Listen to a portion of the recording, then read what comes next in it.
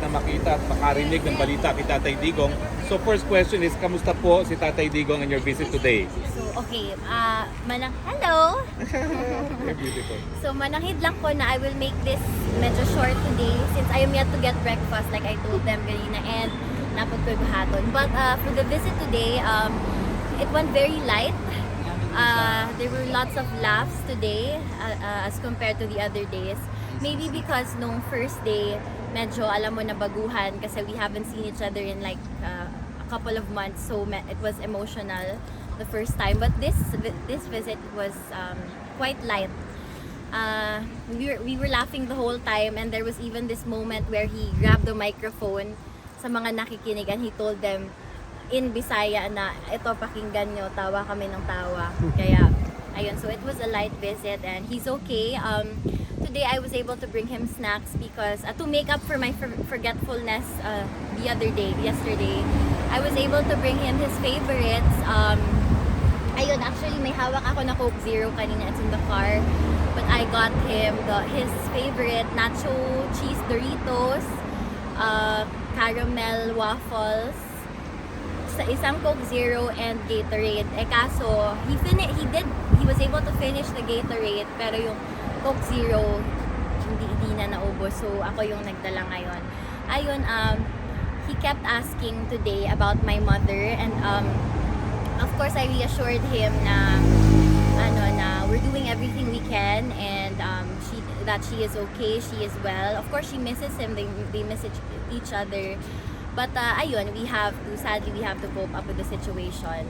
And ayun, yung may pinaabot lang siyang message to my mom na you and only you daw. So baka magalit yung mom ko pag ano. Hindi naman, pero ayun, he just wants to reassure my mom because he knows that she is in a lot of agony pag hindi niya nakikita yung dad ko. Syempre, they've been together for so many decades already. So of course, they're used to each other's company. And ayun naman, yung ibang kwento namin is about the people here outside. So I was able to talk about everyone, his supporters who wait every day outside. And he asked kung ilan ba today. Sabi ko, I'm not sure, but I did see a few a while ago before I went in. And so at least now, may kwento ako para sa next visit ko na medyo madami kayo dito. So masasabi ko yun sa kanya because he was smiling about it and kunento ko sa kanya na sometimes, especially in the Philippines, nilalapitan ako ng mga babae na medyo kaedad niya or may edad na umiiyak sa akin, Kitty, kailan ba lalabas yung papa mo? Miss na miss ko na siya. Ayun, parang kinilig naman siya doon. He was happy to hear it and ayun, he's happy to know that you're still showing up, you're still here to love and support and just be there through this very overwhelming and challenging journey of his. May napag-usapan kayo about current events in the Philippines? That was nagkausap sila ni VP on the phone, so I left it to VP. So VP was able to read him the newspaper and ako naman yung sa usual family matters. Kasi ang dami niyang tanong usually. Ngayon napag-usapan namin si Mira na ayaw pumasok, medyo matigas yung ulo. We had a hard time with that today. Sabi niya, nasabihan daw si Mira pag hindi siya pumasok, hindi daw siya uuwi. So ayun, and then we just went back and forth about every single member of the family. Kinamusta niya, kamusta si Pulong, tapos si Inday Sara na naman, Sebastian, and then me.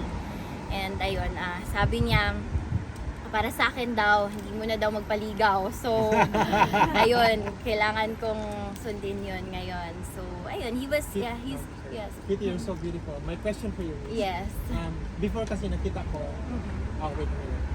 Alam ko may picture tayo dati. Ang ganda natin dalawa dun. Ma'am, tanong ko lang sa'yo, kasi alam ka ni former president, may tatlong billboard, one is the biggest in Makati. Yes, he actually memorizes where they're located, yung mga billboards na yun. So, sometimes, kamusta niya yung billboard mo dun sa ganito, sa location na yan? Okay naman, nandun pa rin. And I do send him pictures of it, all of them also. And minsan tanong niya pa, oh, kailan ba yan madagdagan? Sabi ko, hintay ka lang, hindi pa tayo masyado sikat, next time na. So, ayun. Kasi yung sa Makati nakita ko. Pero yung sa Davao, thank you for that. Yes, Oo. thank you. Anong oras nag-start ang visit mo, Kitty, today? It started at 2:30. So, nabago oras. Ended at 4. Bago lang. So, it was the usual 1 hour and 30 minutes. Tapos, ayun, very eventful naman ng aming ngayon. Puro tawanan, puro actually, I tried to massage him, his hands, ganun. Yung mga pag ganun lang, sabi niya okay lang daw siya kasi he feels strong today. So, ayun. Quick question lang. Is the characterization of your father physical appearance being bones and skin still carries? I wouldn't say bones and skin. Of course, they have to feed him there. It's their responsibility, their obligation. But yes, he is losing a lot of weight, and but also we concluded na it comes with the aging, of course. He realized na minsan nga sinasabi niya, oh, I am 84, I am 85. No, buwang ka, you are 80. Ayun, so bata pa ka, hindi pa pwede. So, ayun, I remind him na, hindi, bata ka pa, malakas ka pa. Dami mo nga nakakrush sa'yo dyan sa labas eh. So, ayun, tumatawa lang siya. Ayun nga, of course, he lost weight. Lalo na as compared to before he was taken. Kasi, syempre at home, he can eat whatever he likes. He has a support system. And ayun, of course, when you're in a place you don't belong to, it comes with the emotional and the mental and the physical distress. So, anyone would understand kung bakit pumapayat siya. Correct. He doesn't have the appetite. But he does eat. He does eat. Ikaw, Kitty, have you recovered from the trauma in Villanueva Air Base? Ako, yes naman, I would say. Kasi, it really came with the kind of upbringing both of my parents gave to me. Kasi, my mother's very tough. She's a disciplinarian, very authoritative. My father, he's very gentle. Kung sa atin pa, konsentidor. Pero I think that certain dynamic that they created really molded me into, who I am today and, what I'm capable of taking in. Just So, to follow, I am okay. Just to follow up on my previous question, Kitty, can you share to us the activities that your father is doing there, like walking perhaps, or whatever, any other activities? Ito kasi siya, minsan ayaw magsabi ng totoo. So, sometimes I have to ask the guards inside. But as of what I've heard, there are times that he does walk around. Like I always remind him, uy, pag bilad dira sa init, kay para na sa imong muscles o sa imong bukog, kailangan maglakaw-lakaw ka, kailangan malihok ni mo imong lawas. So, sometimes, sundon niya, sometimes dili, he's a really stubborn guy. So, it really just depends on what his mood is for the day. He does walk around sometimes, he does read sometimes, he watches different channels sometimes, and he can't use the laptop because he isn't techie at all and he doesn't know how to use it. But ayun, TV, lakad, and yun, talking to us on calls. Just one last question.